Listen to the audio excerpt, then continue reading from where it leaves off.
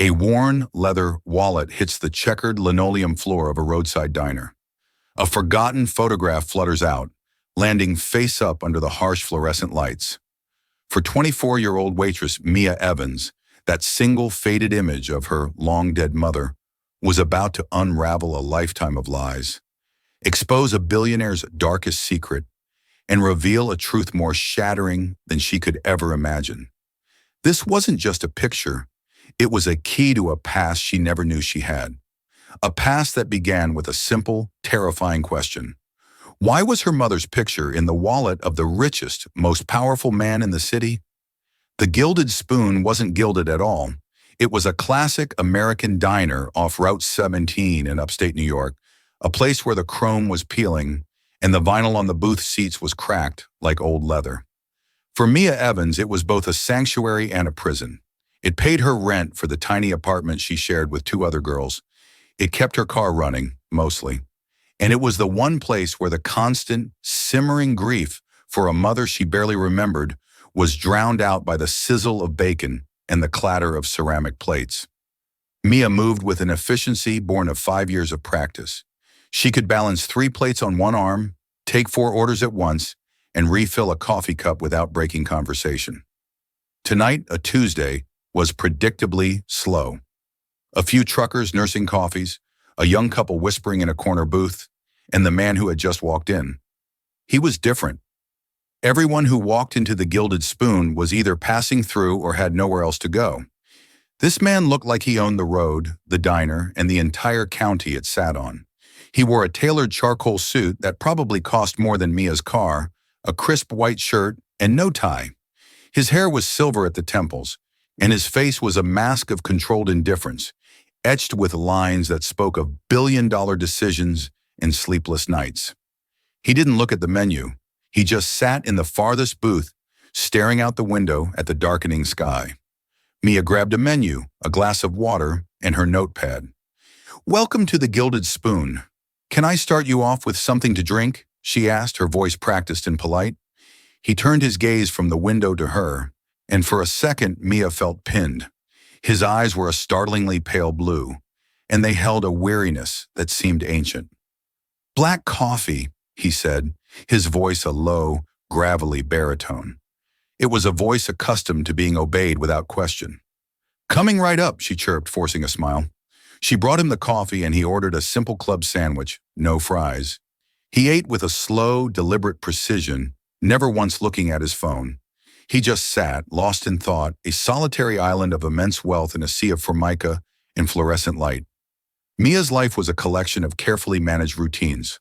Work, sleep, pay bills, and on Sundays visit her father, Robert Evans, in the small house on Oak Street where she'd grown up.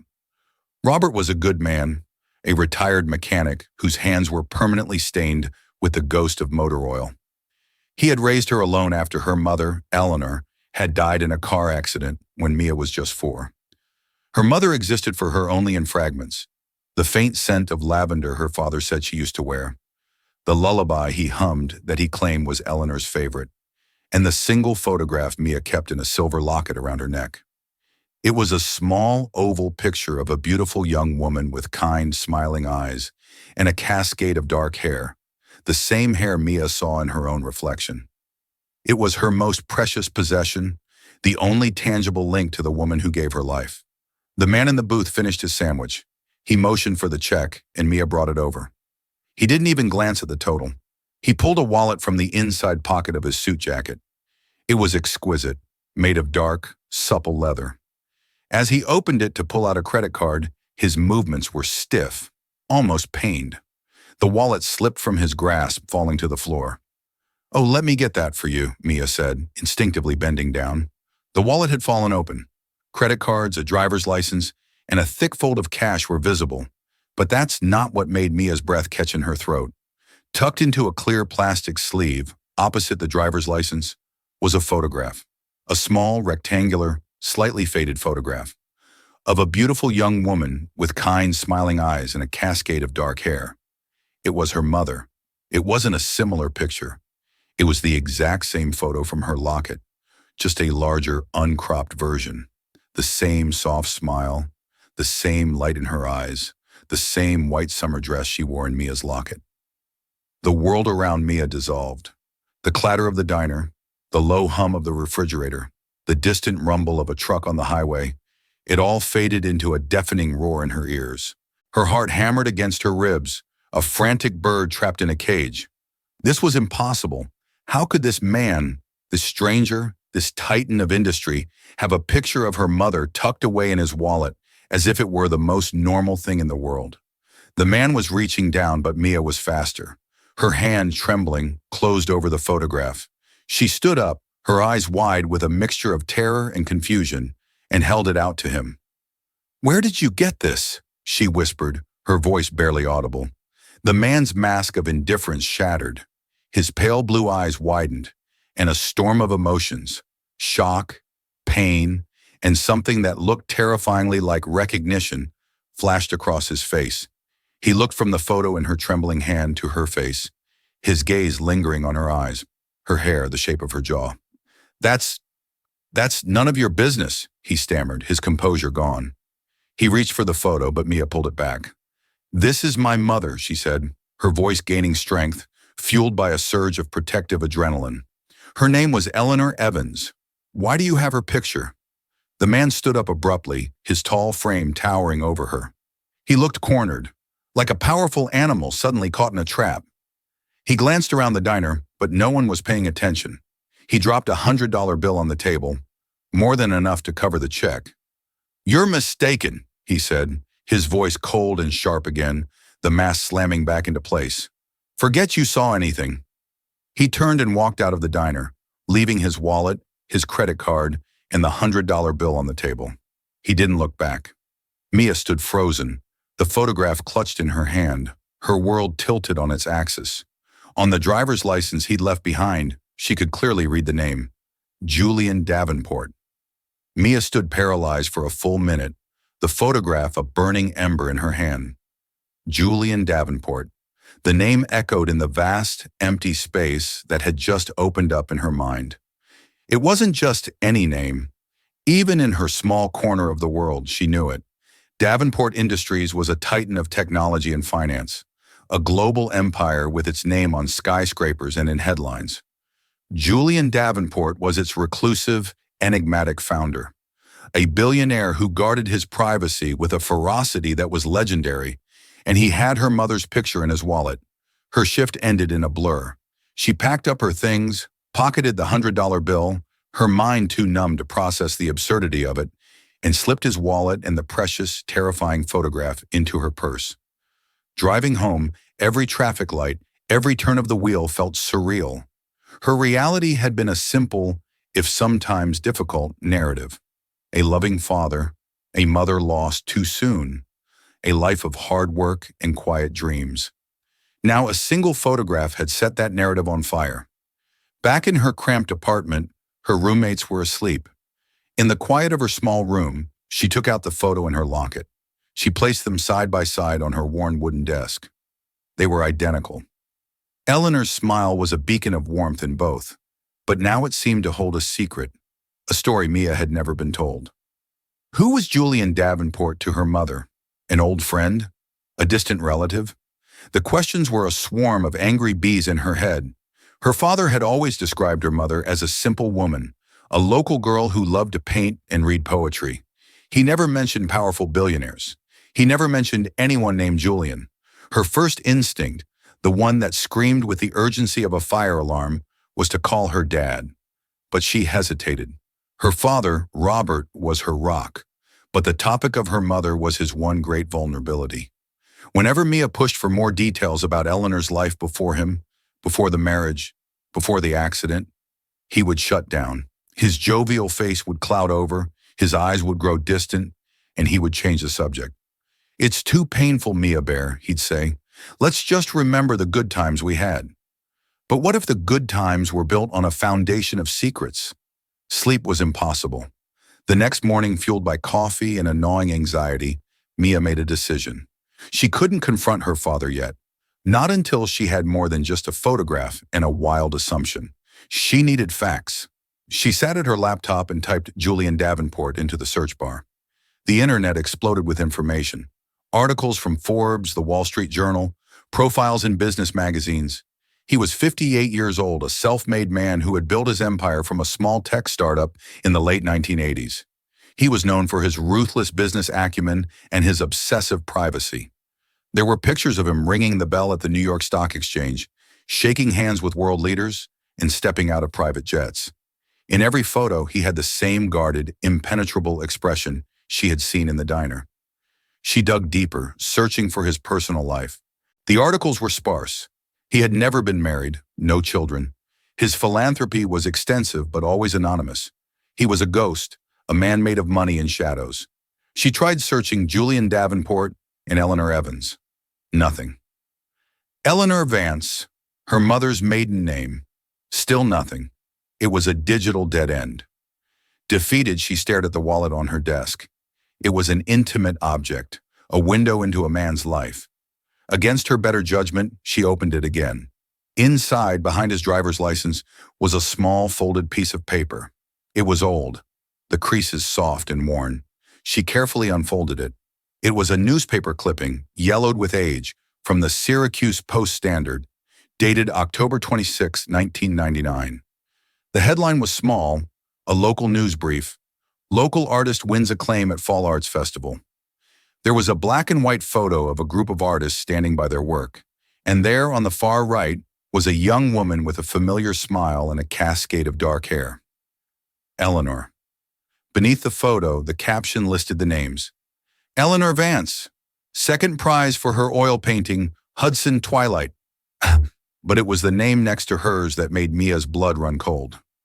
And Julian Davenport, honorable mention for his photography collection, City of Steel and Glass. Mia's hands trembled as she read the words again. Julian Davenport, honorable mention, photography. He wasn't just some powerful man who somehow knew her mother. They were artists. They had moved in the same circles. They had stood side by side, smiling for a newspaper photographer, their futures stretching out before them, one to become a local tragedy, the other a global phenomenon. This changed everything. This wasn't a coincidence. This was a connection, a deep, hidden connection that her father had never once mentioned. The carefully constructed image of her parents' simple love story began to crumble, and Mia felt a terrifying sense of vertigo, as if the ground beneath her feet was falling away. She had to see her father. Now. She drove the 40 minutes to his house in a daze. The familiar sights of her hometown, the corner store, the old movie theater, the park where he'd taught her to ride a bike, all seemed alien, props on a stage set for a play whose script she was just now discovering. Robert was in his garage, tinkering with a lawnmower engine, a grease-stained rag in his hand. He smiled when he saw her, his tired eyes lighting up. Mia, Bear, what a surprise. Everything okay? Mia couldn't bring herself to smile back. She held out the newspaper clipping. Dad, I need you to tell me the truth. Robert took the clipping, his brow furrowing in confusion as he squinted at the faded print. His eyes found the picture, then the names. The color drained from his face. The greasy rag fell from his hand, landing silently on the concrete floor. Where did you get this?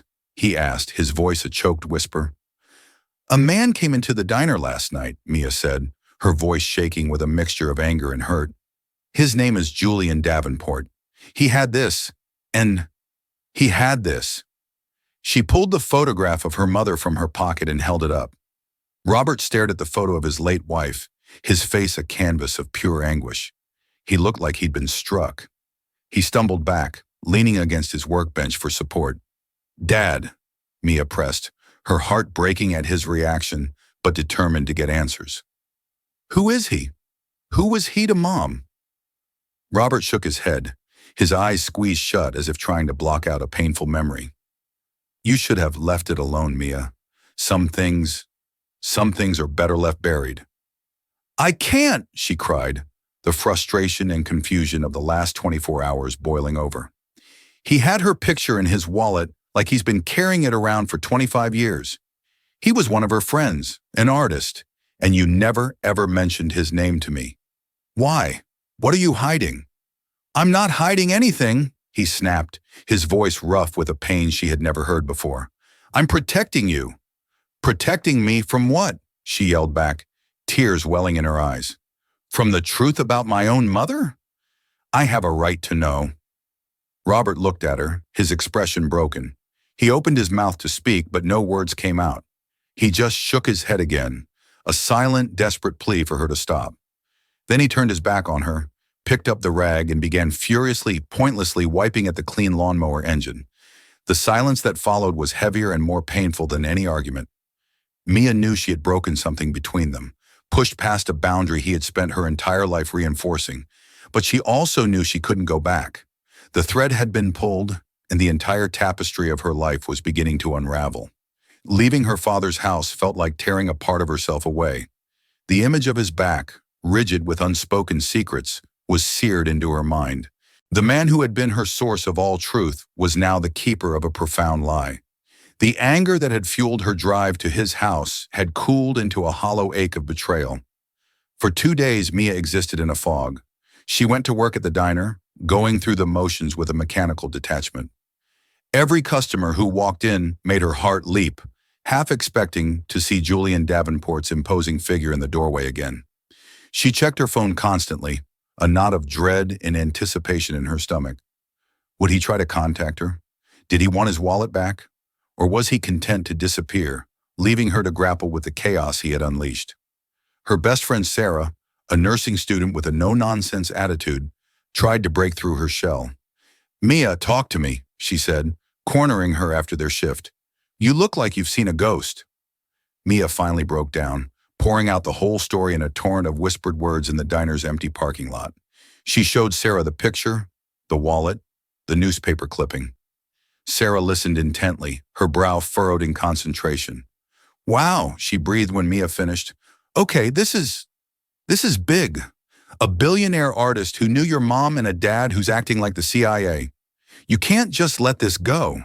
"I know," Mia whispered, wiping her eyes. "But what do I do? My dad won't talk to me. And this Davenport guy, he's untouchable." "No one is untouchable," Sarah said firmly. "His wallet is your leverage. His driver's license has an address on it, right?" Mia had already looked. The address was for a penthouse apartment on Park Avenue in Manhattan, a world away from her life. "Sarah, I can't just show up at a billionaire's penthouse in New York City." "Maybe you don't have to," Sarah said, her eyes gleaming with an idea. "You have his wallet. He's going to need it back. He'll have to come to you." Sarah's logic was sound, but the waiting was excruciating. Every ring of her phone sent a jolt of anxiety through her. The call came on the 3rd day. It was an unknown number with a 212 area code. Her hand was shaking so badly she almost dropped the phone. "Hello," she answered, her voice small. "Am I speaking with Mia Evans?" The voice on the other end was male, crisp, and professional. It was not Julian Davenport. "Yes, this is she. My name is Arthur Lexington. I am an attorney representing Mr. Julian Davenport. It has come to our attention that you are in possession of some of his personal property." The formal, sterile language sent a chill down her spine. He left his wallet at my work," Mia stammered. "Indeed," Lexington said smoothly. "Mr. Davenport is a very private individual and is keen to have the matter resolved quickly and discreetly. He has authorized me to make you an offer to facilitate the return of his property and to compensate you for your discretion." "An offer?" Mia was confused. "He can just come and get it." "That will not be necessary," the lawyer replied. "Mr. Davenport is prepared to offer you the sum of $50,000. Mia choked. $50,000 for returning a wallet? "The sum is not merely for the wallet, Ms. Evans. It is for your complete and total silence on the matter.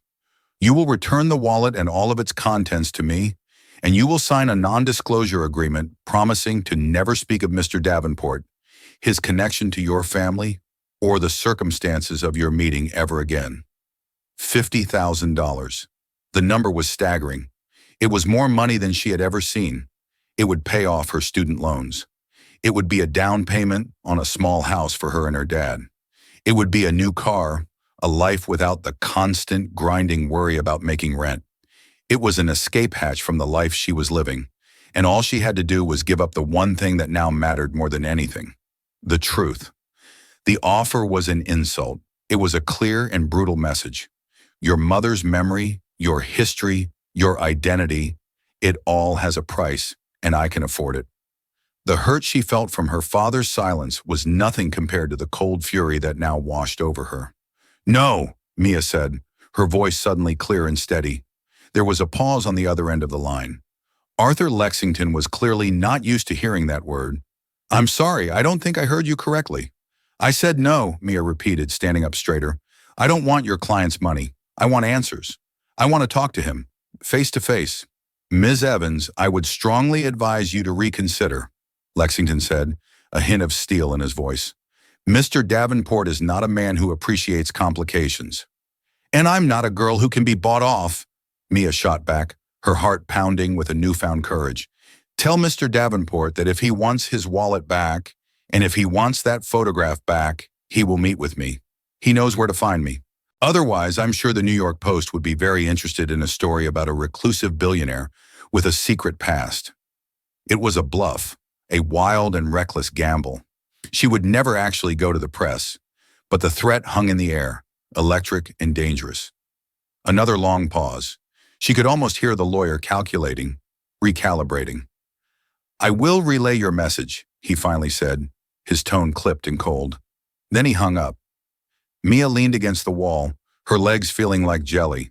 She had just gone to war with Julian Davenport. She had no money, no power, no influence.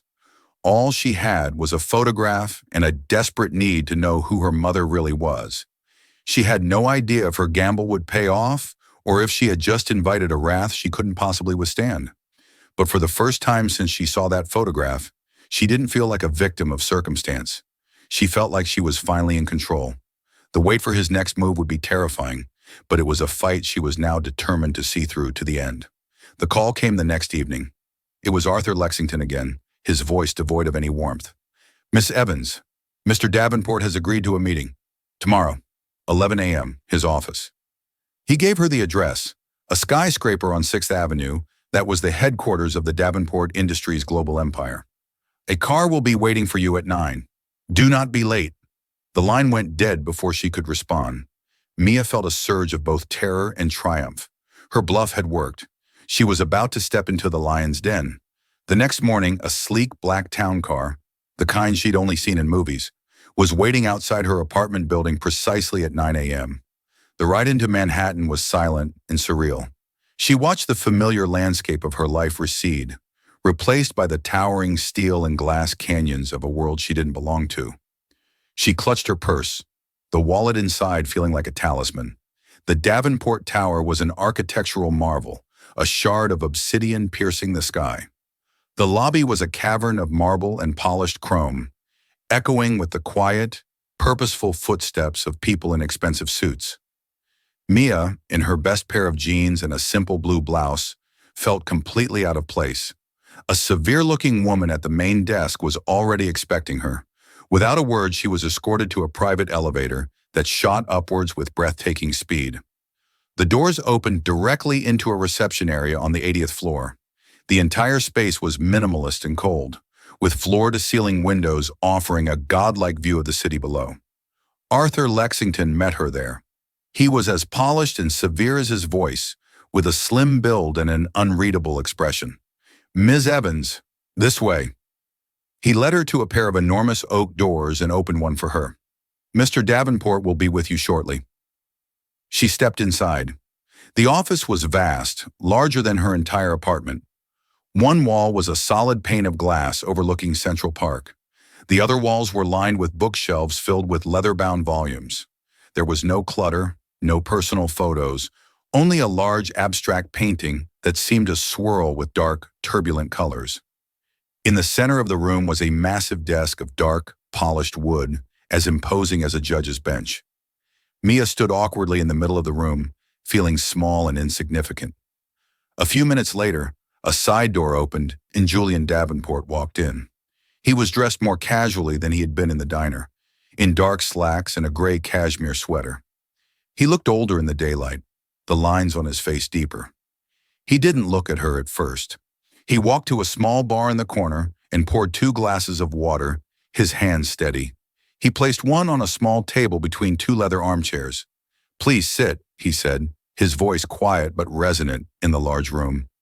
Mia sat on the edge of the armchair, her back ramrod straight. He took the seat opposite her. The massive desk was behind him, a fortress at his back. He looked at her then, his pale blue eyes holding the same haunted expression she remembered. "You have something of mine."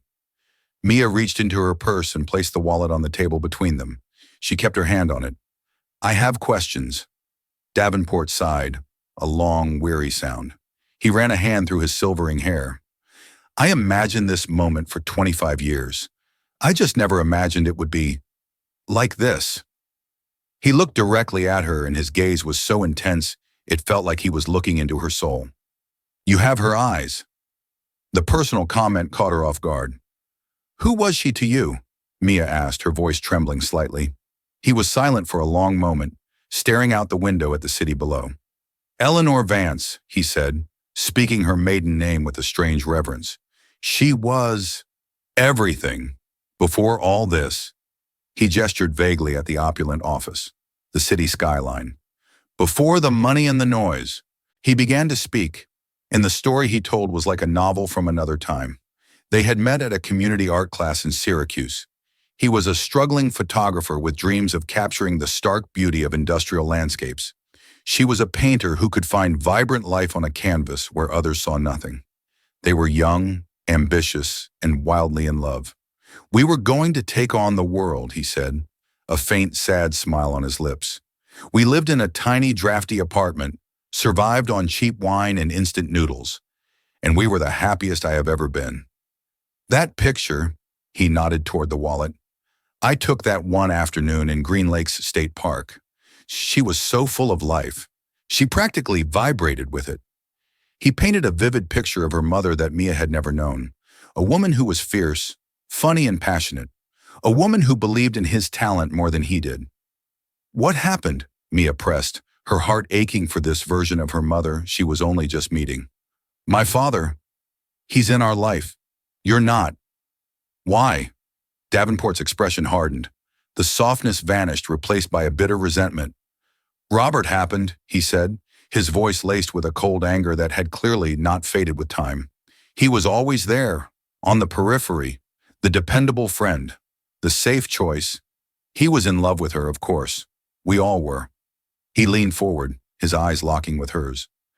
"I started to get some recognition for my work. A gallery in Soho wanted to represent me. It was my big break. I asked Eleanor to come with me to New York, to build our life here. And she hesitated. Why? Because of him, Davenport spat, the name like poison on his tongue. Robert Evans. He'd been whispering in her ear, telling her I was a dreamer, that I couldn't provide for her, that the city would chew me up and spit me out. He preyed on her insecurities. He convinced her that a quiet, stable life with him was better than a risky, passionate life with me. He stood up and began to pace, his coiled energy filling the room. I gave her an ultimatum, him or me, our dream or his suffocating safety. She cried, we fought, and in the end, she chose him. She stayed in Syracuse and married your father. She broke my heart, Mia. She shattered it into a million pieces. I never spoke to her again. That photograph is all I have left of the woman I loved. The story settled over Mia with a suffocating weight. It was plausible. It was heartbreaking. It painted her father, her quiet, steady father, as a jealous manipulator who had stolen her mother's chance at a different life. It explained his silence, his shame, his refusal to speak of the past. Mia felt sick. The image of her father, her hero, was twisting into something ugly and unrecognizable. Had her entire life been predicated on his selfish act? Had he lied to her every single day, not to protect her, but to protect himself from the truth of what he'd done? She looked at Julian Davenport, a man who had lost the love of his life and built an empty empire on the ashes of his heartbreak. She saw the genuine pain in his eyes. Slowly, she pushed the wallet across the table toward him. The fight went out of her, replaced by a profound and devastating sadness. I'm sorry, she whispered. Not just to him, but to the memory of her mother. Davenport picked up the wallet and opened it, his fingers tracing the plastic over Eleanor's smiling face. "Now you know," he said softly. "The choice is yours. You can accept my lawyer's original offer as an apology for the distress this has caused. $50,000, or you can walk away with nothing but this sad story." The offer was still there, but it wasn't hush money anymore. It was, in his eyes, a form of restitution, a way to give her a piece of the life her mother had supposedly thrown away. Dazed and heartbroken, Mia stared at the man who claimed to be her mother's one true love, her mind reeling from a truth that was far worse than she could have ever imagined. The drive back upstate was a silent torment. Julian Davenport's story echoed in Mia's mind, each word a chisel chipping away at the foundation of her life. The man she had called Dad, the man who had tucked her in at night, bandaged her scraped knees, and worked his fingers to the bone for her, was a stranger, a villain in a tragic love story. She didn't go home. She drove straight to her father's house on Oak Street. The sun was setting, casting long shadows across the familiar lawn. She found him in the living room, sitting in his old armchair, staring at a blank television screen. He looked like he hadn't moved in days. He saw her in the doorway, and the hope that flickered in his eyes died when he saw her expression. "You saw him," Robert said. It wasn't a question. Mia stood in the middle of the room, her arms wrapped around herself. "He told me everything." Robert flinched. He looked smaller in his chair, older. "So now you know," he said, his voice raspy. "I suppose you hate me." "Hate you?" Mia's voice broke. "I don't know what to feel. All my life you told me you and Mom had this perfect love, but you stole her. You lied to her. You lied to me. You were so jealous of what she had with him that you manipulated her into staying." The accusations hung in the air, heavy and poisonous. Robert didn't deny them. He just absorbed them, his shoulders slumping under their weight. "Is that what he told you?" he asked quietly. "That I was the jealous one? That I poisoned her against him?" "He said he was going to New York, that he wanted to build a life with her, and you convinced her to choose you instead, to choose a safe life over a life of passion." He said she broke his heart. Robert was silent for a long time, his gaze fixed on a worn spot on the carpet. Mia's anger began to curdle into a confusing mix of pity and pain. He looked so defeated. Finally, he looked up at her, and his eyes were filled with a sorrow so profound it stunned her into silence. "He left a few things out of his story," Robert said, his voice thick with emotion. "He told me he loved her," Mia countered, wanting to believe the clean, tragic narrative Davenport had spun. "Oh, he loved her," Robert agreed, a bitter edge to his voice. "In his way. He loved her like he loved one of his photographs, something beautiful to be captured and possessed. He loved the idea of her, the free-spirited artist who adored him, but he didn't love the real woman, not when it mattered." He took a deep, shuddering breath, as if preparing to lift something immensely heavy. Yes, he was going to New York, and yes, he asked her to come. Eleanor was ecstatic. She started packing her paints, her canvases. She was ready to follow him anywhere, and I was heartbroken. I admit that. I loved her from the moment I met her, and I knew I was losing her. I was ready to let her go, Mia. If it made her happy, I would have watched her walk away. He paused, gathering his strength. But a week before they were supposed to leave, something happened. Eleanor found out she was pregnant. Mia's blood went cold. "Pregnant? With you," her father whispered. She was so scared but so happy. She thought it was a sign that the three of you would start your new life together. She went to tell Julian, expecting him to be thrilled. Robert's face twisted in a grimace of old remembered pain. He wasn't. A baby. A child. That wasn't part of his 5-year plan. It was a complication, an anchor that would slow him down on his climb to the top. He told her it was bad timing. He asked her if she would consider taking care of it. The euphemism hung in the air, vile and suffocating. Mia felt the floor drop out from under her.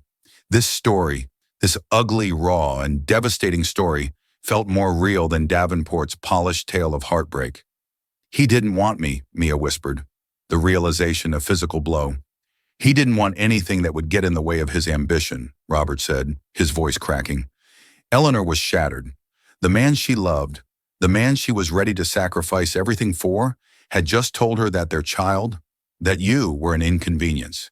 She saw him for who he really was in that moment. Not a passionate artist, but a ruthless, selfish man who would let nothing stand in his way. He finally met her eyes and his were swimming with tears. She came to me that night, completely broken. She told me everything. She ended it with him the next day.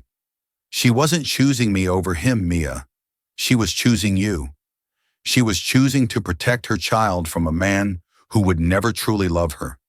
And you? Mia could barely speak. I told her I'd be there for both of you, Robert said, his voice raw. I told her I would love you as my own, that I would give you my name, and that you would never, ever have to know that your biological father didn't want you. We got married 2 months later, and every single day I had with your mother was a gift, and every single day I've had with you, Mia Bear. You are the best part of my life. I'm sorry I lied.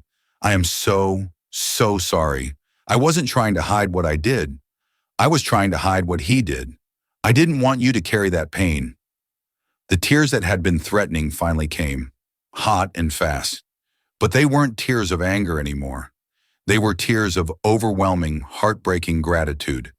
The truth was 1,000 times more painful than Davenport's lie, but it was a pain that came with a profound sense of love.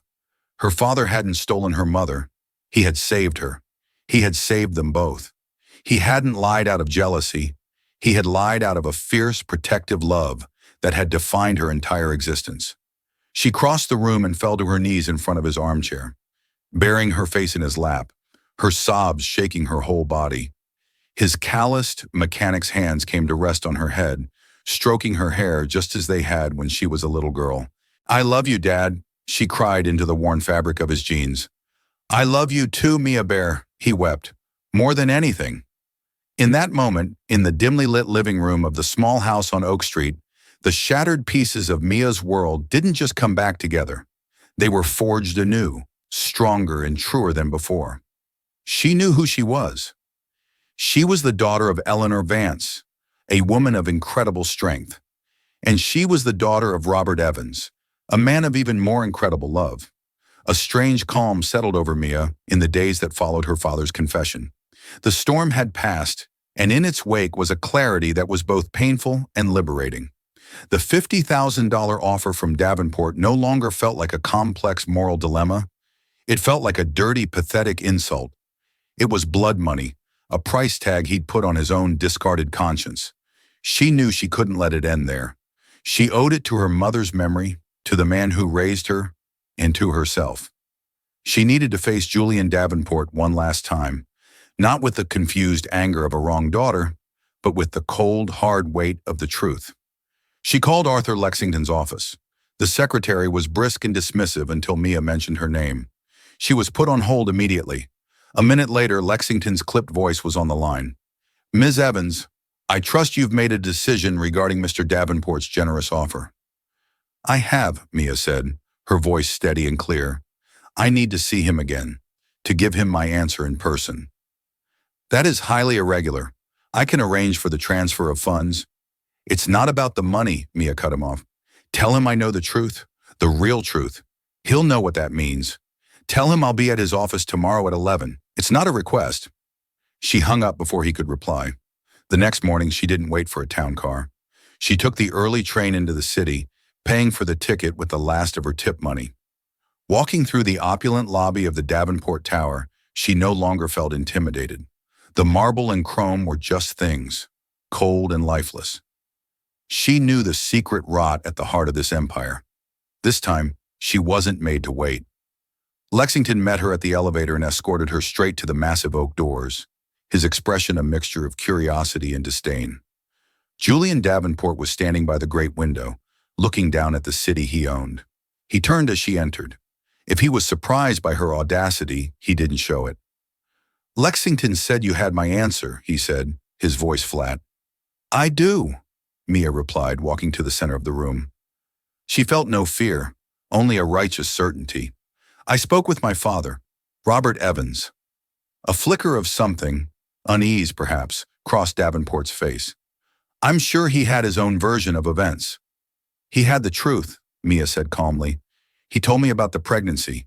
He told me you wanted my mother to take care of it. The color drained from Davenport's face. The carefully constructed facade of the tragically wronged lover crumbled into dust, revealing the pinched, hollow-eyed man beneath. He looked away from her, back toward the window, his jaw tight. She was never supposed to tell anyone, he muttered, more to himself than to her. But she did, Mia pressed on, her voice ringing with the clarity of her conviction. She told the man who actually loved her, the man who was willing to love her child, too. You didn't lose her to a jealous rival, Mr. Davenport. You threw her away. You threw us away. You looked at your own child, your own daughter, and you saw an inconvenience, an obstacle on your path to all this. She swept her arm around, indicating the office, the view, the empire. My mother didn't choose a safe life. She chose a brave one. She chose to be a mother on her own, rather than be with a man who was a coward. The word coward struck him like a physical blow. He turned from the window, his eyes blazing with a mixture of fury and shame. You don't understand. I was young. I had nothing. I was on the cusp of everything I'd ever worked for. It would have ruined me. No, Mia said, shaking her head with a sad finality. It would have made you a man. Instead, you chose to become a king, ruling over an empty kingdom. You've spent 25 years staring at that photograph, telling yourself a sad, romantic story so you wouldn't have to face the ugly truth. You weren't heartbroken. You were relieved. Every word was a nail in the coffin of his self-deception. He staggered back and sank into one of the leather chairs, the fight completely gone from him. He looked like what he was, an old, desperately lonely man, haunted by the ghost of a choice he'd made a lifetime ago. The photograph in his wallet wasn't a token of lost love. It was a penance, a constant daily reminder of his monumental failure as a human being. What do you want? He finally whispered, his voice hoarse. Money? Acknowledgement? Do you want to tell the world? Mia looked at the broken man before her, and for a fleeting moment, she felt a sliver of pity. He had everything, and he had nothing. I want you to know that your $50,000 is an insult to the memory of a woman who was priceless. I want you to know that Robert Evans, the man you dismissed as a simple mechanic, is 10 times the man you will ever be. He gave me a life filled with love, something your money could never buy. She walked over to the table and looked him directly in the eye. And I want you to know that I don't need anything from you. I don't want your name. I don't want your fortune. And I don't want your acknowledgement. Finding out you were my biological father isn't a shocking revelation. It's a disappointment. I already have a dad, and you're not him. She turned and walked toward the door, her footsteps echoing in the vast, silent office. Her hand was on the doorknob when he spoke again, his voice small and cracked. Eleanor, did she ever talk about me? Mia paused, her back still to him. She thought of her father's stories, of the lullabies her mother used to sing, of the lavender scent that was her only memory. She had been surrounded by Eleanor's love, a love that Julian Davenport had no part in. No, she said softly. She never mentioned you at all. She walked out the door, leaving Julian Davenport alone with his billions, his regrets, and the crushing weight of the truth. The train ride home was different. The world outside the window seemed brighter, the colors more vivid. Mia felt lighter than she had in years. The missing piece of her life's puzzle hadn't been a wealthy secret father. It had been the truth. And the truth, as painful as it was, had set her free. When she walked into her father's house that evening, he was in the kitchen making his famously lumpy mashed potatoes for dinner. He looked up, his face etched with worry. It's okay, Dad, she said, a real, genuine smile spreading across her face. It's all okay. She didn't need to tell him the details. He saw it in her eyes. The burden they had both been carrying in different ways was gone. That night they ate dinner and talked for hours. For the first time, her father spoke freely of Eleanor, not as a sainted, tragic figure, but as a real person. He told Mia about her mother's terrible singing voice, her obsession with bad mystery novels, the way she would laugh so hard she'd snort. He filled in the gaps, painting a portrait of a woman who was funny and flawed and wonderfully, beautifully human. He gave Mia back her mother. A week later, Mia was back at the Gilded Spoon, tying on her apron. The diner didn't feel like a prison anymore. It was just a job, a means to an end. Her life was not defined by its walls. It was defined by love, truth, and the strength she had found within herself. A package arrived for her at the diner a few days later. It was a thick, formal envelope with the Davenport Industries logo embossed in the corner. Her hands trembled slightly as she opened it. Inside, there was no letter, no apology, just a single official-looking document. It was the deed to a small art gallery in Soho, fully funded and endowed in perpetuity. It was to be named the Eleanor Vance Gallery for Emerging Artists. A second document established a multi-million-dollar scholarship fund in her mother's name at Syracuse University, designed to support young, struggling artists. All of it was to be managed by a board of trustees with a permanent, salaried seat reserved for Mia Evans, should she choose to accept it. It wasn't an apology, it was an act of atonement, a desperate public attempt to rewrite his own legacy. It was Julian Davenport, the only way he knew how, trying to buy back a piece of his soul. Mia looked at the documents for a long time. She thought about the life it could give her, a life of art and purpose, a life away from tired feet and coffee stains. But she also saw the invisible strings attached, the connection to a man she wanted no part of. She put the documents back in the envelope. She might accept the position one day. She might use his guilt-ridden money to do some good in the world, to honor her mother's true passion, but not yet. For now, she needed to be just Mia Evans, daughter of Robert the mechanic and Eleanor the painter. She looked around the bustling diner, at the simple, honest humanity of it all. She picked up a fresh pot of coffee and walked toward a table of hungry truckers. "More coffee, gentlemen?" she asked, her voice clear and her smile bright. She was a waitress. She was a daughter. She was the keeper of her mother's true story, and for the first time in her life, she was completely, unequivocally whole. Mia's story isn't about a poor girl finding out she has a rich father. It's about a young woman who thought she was searching for a lost inheritance, only to discover that her true wealth was the love and sacrifice she'd had all along.